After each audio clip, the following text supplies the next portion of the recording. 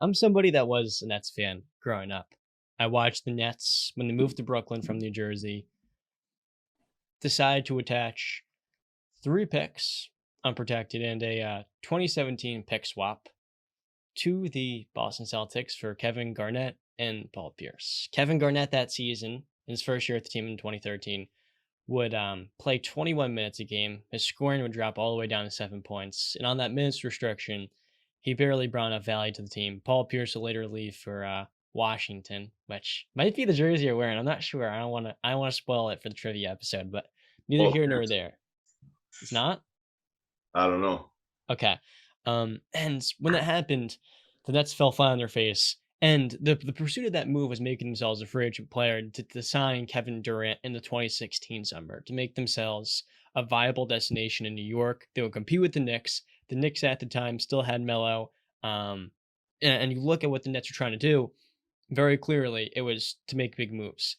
They struck out entirely, but they still got Kevin Durant in 2019 after recovering from those dismal days. D'Angelo Russell, Joe Harris, Spencer Dinwiddie, Karis LeVert, Jared Allen. They get that entire team for KD without even playing a single game for the team. He gets the coach fired. They let him take his redshirt season, didn't have to play. Kyrie would later leave that season with a season-ending shoulder surgery. Okay, no problems. Second season, 2021, KD, Kyrie, James Harden. They play a total of 16 games, go 13-3. But ultimately, in the playoffs, James Harden goes down first minute, first possession of the round 2 series, game 1 versus the Milwaukee Bucks. He would return and was a complete shell of himself on that hamstring. Kyrie Irving will leave game 2 with an ankle injury, and Kevin Durant still take that Milwaukee Buck team that would go on to win the championship to 7 games. And the first 2 games of that series, it was like the Nets were world beaters. Milwaukee could not stand a chance against them. Their offense looked frazzled, and when going up against the Nets, who have maybe the most skilled offense in all of basketball, and their defense is looking good against you, you stand no chance of winning. And then within 5 games, the entire narrative of that series just flipped on its head. We come into this year, KD goes down, they go on an 11-game losing streak. They're missing a bunch of their guys, lacked forward and front court depth. They go into the first round of the playoffs against the Celtics, get it swept. Don't even win a damn game. Only team in the postseason to get swept. And now Kevin Durant requests a trade. And as a Net fan, obviously, as a former Net fan, I say to myself, man, they did everything for this guy. Literally. He wanted James Harden. They invested their entire future into building the big three of him, James, and Kyrie. James plays in that hamstring injury, and the entire thing falls apart. He comes back this season. It was a disaster. Another dude wants out. He wants to go to Phoenix. Are you serious? To me, it's absolutely ridiculous that after everything Brooklyn has done for KD, with all the power they've given him, the autonomy to literally, like I said before, change head coaches, flip the entire roster around to his liking, and even still for him, it's not enough, maybe because of Kyrie Irving, who he chose to play with. He wants to go play with Chris Paul and Devin Booker. When he requested a trade, he was gracious enough to give the Nets a total of 2 teams on his wish list. Just 2. The Miami Heat and the Phoenix Suns. And conveniently, the most appetizing young players or assets those 2 teams are throwing into that trade can't be thrown in because of Ben Simmons. There's a rule in the NBA. You can't acquire a second rookie max designated extension. And because of that, the 2 teams on his wish list, Miami, Bam Adebayo, and Phoenix, DeAndre Ayton, it complicates the entire idea of him going to either of those 2 teams. You have to involve a third trade party just to make that happen. And he was very kind to do that for the Nets. I'm just sick and tired of it. I mean, it's he likes drama, he enjoys it, but I mean, he failed the Nets, he gave up on New York, and it's an absolute travesty. And as somebody that rooted for the Nets, I can't wait for him to be gone. I mean, it's been an absolute dumpster fire. One of the most, if it's not the most disappointing what if in NBA history, it will go down as one of the 3 or 4 biggest ones. And it's not all because of KD. Sure, injuries that played a massive role, but for him to quit on this team when he chose to be here, it's one thing to leave Russell Westbrook when the Thunder didn't build a good offensive team around him and they're trash outside of those 2 guys. It's another thing when you're given everything you want to be the man you want to become, to basically change the narrative on him, and you fail miserably, and your response is, okay, I'm just going to leave for Phoenix. To me, it's distasteful. But to you guys, Justin, you're a New Yorker. How you feeling about as a Nets fan, Kevin Durant's trade request? As a Knicks fan, I am pumped. This is exactly what I've been praying for. Since they signed, I was like, oh man, my team is never gonna win a championship with these guys in town. And right now, it turned out to be a total disaster. We dodged a bullet, and I'm excited. But as you said about Kevin Durant, man, this can we not have a bigger baby in the NBA? You're just gonna pout about something, and then boom, you want out. That's not how life is, man. You can't just get everything that you want. You think Brooklyn's gonna send you to Phoenix just because you want to, just because you want to. Does it suit Brooklyn? They gotta get the pieces that they deserve. Kevin Durant is a top five NBA player. Brooklyn needs to go get whatever is going to make them the best possible team they can be, or set them up perfectly for what seems to be an upcoming rebuild or retool, per se. But at the moment, man, it's very disappointing, dude. That duo had so much talent. I think they were going to be showstoppers. I thought we were gonna see some insanely great playoff games with these two guys, but Sure. just absolutely a failure. Before you go, Brand, I I love wanna it. I wanna add to that thing you touched on, the rebuild slash retool. They can't rebuild because the Rockets have full access of their first round picks in the next 5 years. So there's no point of them rebuilding because you're just giving Houston the benefit of all these top picks. Wow. Sorry, you go, Brand. How you feeling about this? Um, I was going on my little Twitter machine here Yeah, because I want to find my my two tweets that I tweeted about how I didn't believe that this Brooklyn Nets experiment was going to be a success and that they wouldn't win a championship. But I came across this one, uh, April 26th, this year. Kendrick Perkins was on First Take and says, "If I'm Kevin Durant, I'm getting the hell out. Kevin Durant deserves better." And I retweeted that and I said, Kevin Durant deserves better. I forgot to put the question mark, but it was like question like deserves better. This is what he asked for. This is what he wanted. If he asks out now, you think his reputation was bad? It'll be 10 times worse if he does this. The headline would be, quote, Durant can't handle being the guy, end quote. So, I mean, both of these guys, I think my point was proven to you guys when we were having this discussion a couple episodes ago or whatever. yeah. I said both of these guys are not leaders, and they're not. And I think I've been validated with that. Again, it's happened again. And again, look at where he wants to go. Look at the two teams, Phoenix and Miami. Phoenix has a bona fide leader in CP3, probably one of the greatest leaders and floor generals of all time. And then he wants to go to Miami with the Heat culture of Pat Riley and Eric Spoelstra and a great on-court and off-court leader in Jimmy Butler.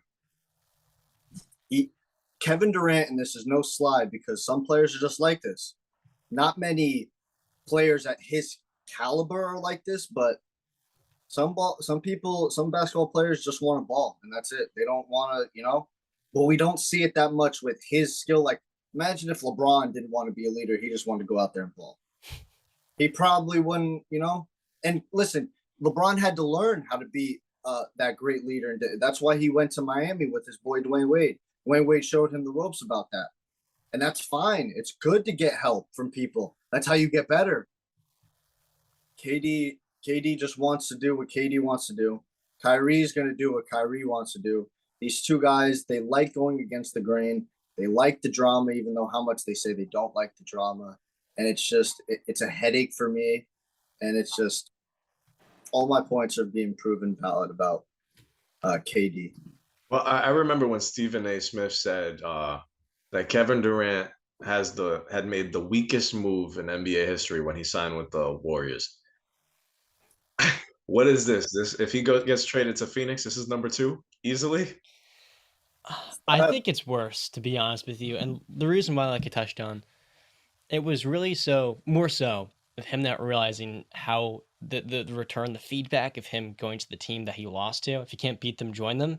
I don't think he realized at the time, but he made the right career decision leaving OKC because Sam Presti failed to build around him and Russell Westbrook properly. Those teams are very good defensively, but offensively, there's no terrible offensive teams outside KD and Russ. And Russell Westbrook did a poor job supporting Kevin.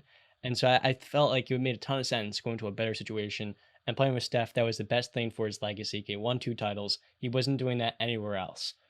This is worse because of the fact within 2 years, both years, your team was not healthy, right? You look to 2021, Harden, hamstring, Kyrie, ankle. This year, Joe Harris, ankle, Ben Simmons, /personal reasons, right? You've never been able to, and I know that when you play with Kyrie Irving, you're never going to have your team at 100%. And with KD as well, at this point in his career, injuries are coming up more frequently. So it's hard to say, oh, if you ran it back, they would have been healthy. But it's a terrible look, this awful, when you get swept and you play like absolute trash. Meanwhile, you're the only player to get swept in the postseason. You have Kyrie available. He played all 4 games of the postseason. We're worried he wasn't going to be able to play home games. No, he played all of them. Ben Simmons wasn't there, sure, and neither was Joe Harris. But when those 2 stars are there and they get absolutely shut down by a team in Boston who they're able to beat the year before, and then Kevin's like, all right, that's the last game we're going to play in Brooklyn. Thank you. I'm going to move on to the Phoenix now. We're going to have fun. Like you were saying, Brandon, I want to extend off of that. Some guys just want to bowl. I don't think Kevin Durant really is like cares. He cares about his legacy, but I don't think he really cares about the impact and how much he means to Brooklyn and the commitment that they made to him and he made to them. A 4-year deal that's left. Like, this is the ultimate test of player empowerment because we've never seen this with a player of KD's caliber, top 5 in the league, request a trade when he's going to be extended all the way to his age 37 season. And to me, like I said before, it's just distasteful because of how massively he will let Brooklyn down by making that the last game he ever played for them. Getting absolutely dogged by Boston. So to me, I think this is the worst thing, Justin, to be honest with you. I think it's worse than OKC. I really do. So what are your guys' predictions for KD? Where is he ending up? Is it Phoenix? Is it Miami? Is it maybe a sleeper contender somewhere? You know, the human being in me wants me to just see him get thrown to Portland to score there and play a game, which wouldn't be a bad, like, that wouldn't be like a, you know, a jail sentence. They have to play a game. And those 2 guys that's what I would be want to a lot see. of fun. I'd love to see that. And the storyline of the team that passed up on him to take the consensus best player in that class and Greg Oden, then getting him 13 years later, no, 15, 2007. It would be really cool to see him suit up in a Rip City uniform. And I think for Portland, Oregon, that would get those fans into it more than anything else would deem. They would immediately make the Blazers a top 4 or 5 team in the Western Conference with those 2 guys. And the thing is, they have the young assets. They have the veteran players. And that could be appealing to Brooklyn. Whereas with Phoenix, with Brooklyn, I don't want DeAndre Ayton. Send him to Utah on a 3-team deal. Like, Ayton's good. He's got potential at 24, but like he's not the type of player they're looking to build their new competitive team around. They want the guys like prime example, Spencer Dinwiddie, Jared Allen, guys that slipped in the draft. They have a chip on their shoulder. With Ayton, he does have a chip, but I just don't think he has, it's going to sound a little bit cringe saying this, I don't think he has that dog in him.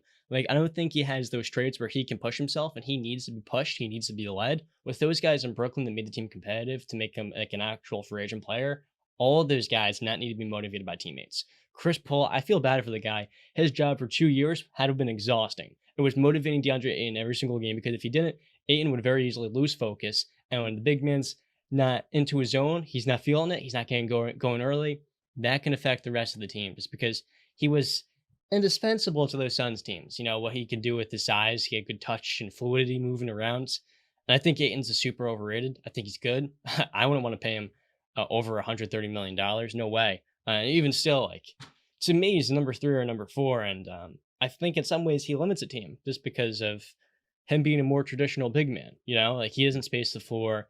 To me, like, he's top 10 at his position, but Ayton doesn't move me like that. I think if I'm the Nets, I'd much rather have Jeremy Grant as an empty stats guy, but I think I'd rather have the mix of young potential, maybe Anthony Simons. If we can get him and we give him the keys, $25 million a year. I'm so down for that. Plus, we get Josh Hart. He would be perfect for that.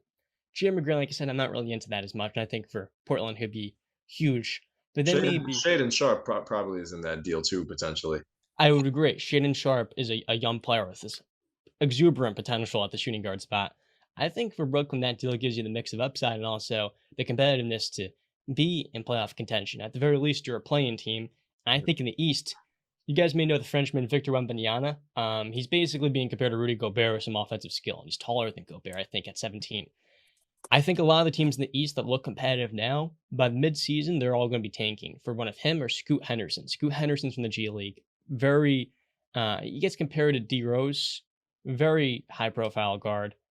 He could easily be a first round pick in probably half of the other NBA draft classes, but because Victor Wembanyama, I can't say it, because he's in his drafts, Scoot's not the consensus number one guy. But I think a lot of teams in the East, they're going to be tanking. And for Brooklyn, if that's the case, and they're still trying to be competitive, you got Orlando and Detroit. Maybe they're saying, "Oh, we're going to go back into the lottery." That's the perfect opportunity for Brooklyn to stay in that top 8 or 9 relevancy mix. So I think, yeah, I think Anthony Simons, Nasir Little, Shaden Sharp, and Josh Hart. That would be awesome for them. But for Portland, you're getting your entire roster to do that. So you keep Gary Payton. We'll talk about their free agent signings in a little bit. I think as fun as Dame and KD would be, you're going to have like only like 6 or 7 guys you can play in the regular season.